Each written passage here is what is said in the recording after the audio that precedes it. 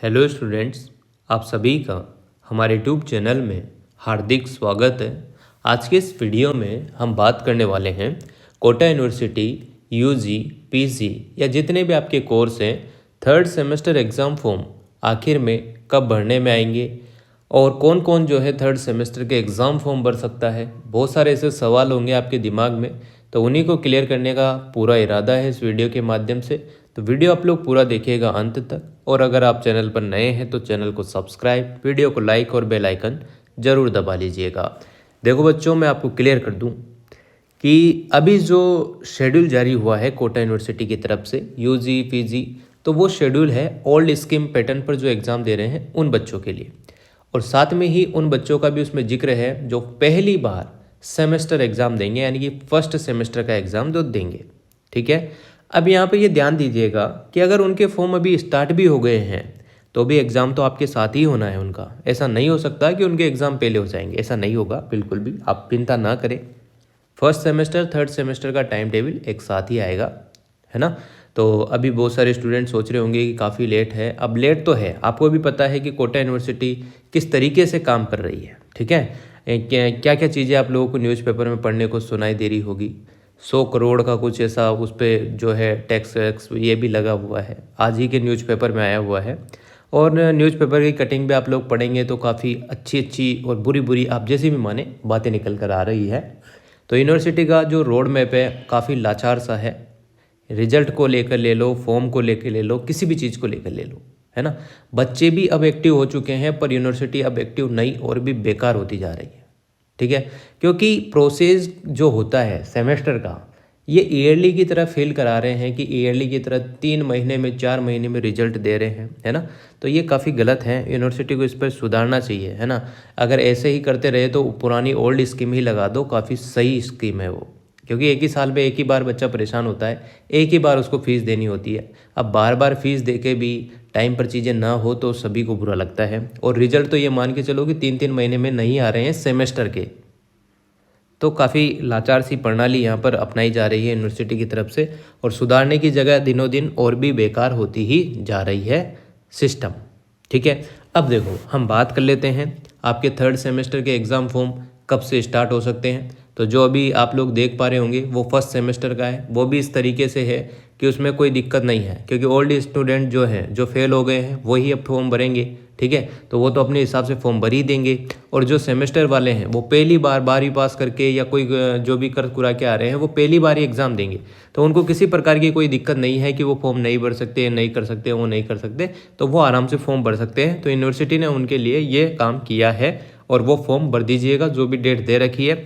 आपकी भी ये गलती रहती है कि आपको भी जो डेट यूनिवर्सिटी दे रही है उसमें आप फॉर्म कतई ही नहीं भरते हैं। आप भी, बहुत सारे स्टूडेंट तो ये इंतज़ार करते हैं कि अभी तो डेट बढ़ाएंगे, तो डेट बढ़ाएंगे तो बेटा यूनिवर्सिटी का तो बहुत कम नुकसान है, आप लोगों का ज़्यादा नुकसान है। ठीक है ना। तो जो टाइम दे रखा है कि 10 तारीख तक या 5 तारीख तक जो जनवरी में भरना है, 2 जनवरी की लास्ट डेट है, तो उसी हिसाब से भरो ना। आप खुद अगर एक्टिव रहेंगे तो यूनिवर्सिटी को एक्टिव होना पड़ेगा। आज अगर यूनिवर्सिटी थोड़ी ऐसी है कि कम ऐसा प्रोसेस लेट चल रहा है, डिले चल रहा है, पर अगर आप एक्टिव हो जाएंगे, आप जागरूक हो जाएंगे, टाइम पर सब चीज़ें सही करेंगे, तो आने वाले टाइम में यूनिवर्सिटी को सोचना पड़ेगा, यूनिवर्सिटी खुद सही होने की कोशिश करेगी, एक्टिव होने की कोशिश करेगी।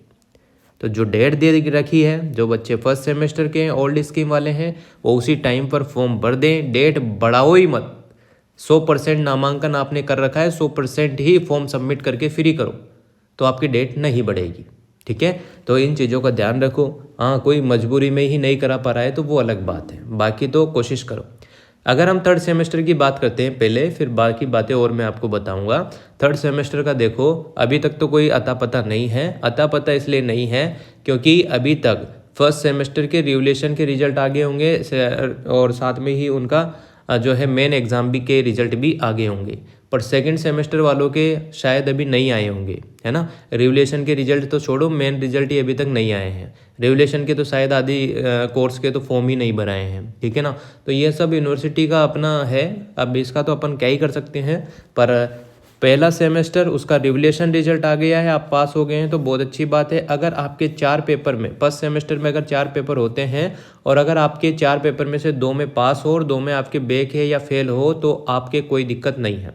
सेकेंड सेमेस्टर का रिजल्ट आ गया हो, नहीं आया हो, अगर रिजल्ट आ भी गया हो तो उसमें अगर आपके 4 पेपर होते हैं तो 2 पेपर में अगर आप पास हैं, 2 में फेल हैं तो कोई दिक्कत आपको नहीं है। फर्स्ट और सेकेंड सेमेस्टर दोनों के मिलाकर 50% या उससे अधिक सब्जेक्ट में आप पास हैं तो ही आप थर्ड सेमेस्टर का एग्ज़ाम फॉर्म भर सकते हैं। पहली बात यह ध्यान रखना।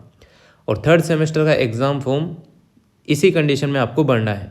अगर किसी बच्चे के फर्स्ट सेमेस्टर में एक ही सब्जेक्ट में पास है, बाकी 3 में वो फेल है या बैक है, सेकंड सेमेस्टर में भी एक में ही पास है, बाकी 3 में फेल है या बैक है, तो उस कंडीशन में वो थर्ड सेमेस्टर का फॉर्म ना भरे, वो फर्स्ट सेमेस्टर के बैक वाला जो पेपर अभी फॉर्म चल रहे हैं उनका फॉर्म भर दें।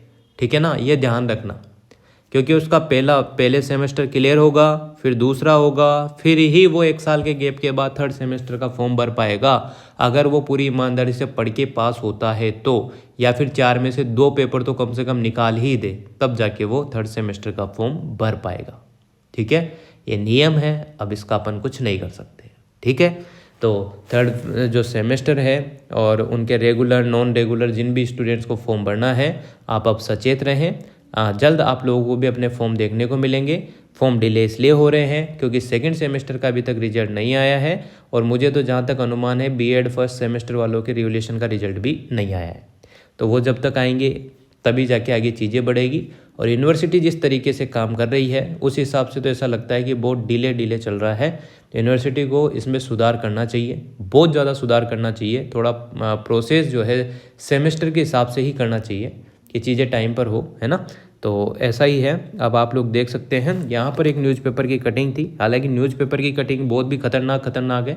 यूनिवर्सिटी के खिलाफ बहुत सारी ऐसी चीज़ें निकल कर आ रही है जो कि आपको मैं शो तो नहीं करूँगा, पर न्यूज़पेपर में आप पढ़ सकते हो। ठीक है, तो यहाँ पर 2 जनवरी तक जो है बिना विलम्ब शुल्क के आप लोग फॉर्म भर सकते हैं। जो फर्स्ट सेमेस्टर ओल्ड स्कीम वाले स्टूडेंट हैं उनकी कह रहा हूँ, बाकी थर्ड सेमेस्टर वाले तो अभी इंतजार करो, जल्द आप लोगों को देखने को मिल जाएगा।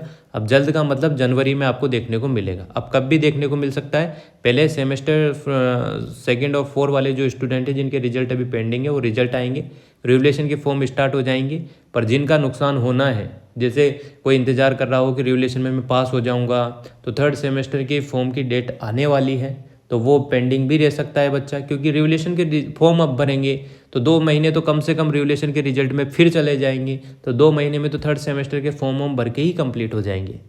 तो जो बच्चे वंचित रह जाते हैं वो अब अपन क्या कर सकते हैं, सिस्टम है उस हिसाब से, जो यूनिवर्सिटी कर रही है उसी हिसाब से सब चीज़ें देखने को आपको मिलती रहेगी। तो मेरा तो यही काम है कि आपको अवगत करा दूँ कि फर्स्ट सेमेस्टर वालों के फॉर्म भर रहे हैं, थर्ड के जल्द भरने में आ सकते हैं। जिनके कोई भी दिक्कत हो, किसी डॉक्यूमेंट्स में करेक्शन कराना हो तो कोटा यूनिवर्सिटी जाकर आप करेक्शन करा लीजिएगा। इसी बीच में आप लोगों को दीक्षांत समारोह भी देखने को मिलेगा।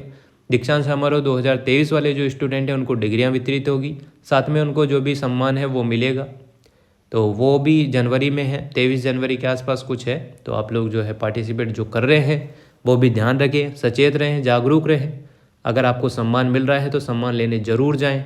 जो वहाँ पर आपको खाना मिलता है वो खाना थोड़ा अच्छा लगता है, मतलब सम्मानित खाना होता है वो। आप राज्यपाल से सम्मानित होकर आपको जो डिग्री मिलती है उसके दौरान जो आपको खाना मिलता है तो थोड़ा अलग सुकून वाला होता है। जो आपने मेहनत की है उसके दौरान आपको यूनिवर्सिटी दीक्षांत समारोह में जाने का मौका मिला है, अगर आप उसको छोड़ते हैं तो आप बेवकूफ़ हैं। सच बता रहा हूँ मैं। बहुत अच्छी बात है कि आपको सम्मानित किया जा रहा है, राज्यपाल महोदय आपको सम्मानित कर रहे हैं, तो इससे बड़ी बात क्या होती है। तो ज़रूर जाना, कोई भी इग्नोर मत करना, है ना। और बाकी आपके हिसाब से देख लेना, ठीक है। और कोई अगर ऐसी कोई मतलब कोई चीज़ समझ में नहीं आती है तो हेल्प हम ज़रूर करते हैं। हम ये नहीं कह रहे हैं कि यूनिवर्सिटी बुरी है, पर यूनिवर्सिटी का अभी जो रोड मैप है वो बहुत ही लाचार सा है, मतलब सुधारने की काफ़ी आवश्यकता है। और यूनिवर्सिटी अब यूनिवर्सिटी के हिसाब से सुधार ले तो अच्छी बात है, उसमें बच्चों का फ़ायदा होगा, यूनिवर्सिटी का भी फ़ायदा होगा, रेपुटेशन भी यूनिवर्सिटी की जो बनी हुई है पहले से और अच्छी बनती है। तो सारी चीज़ें हैं।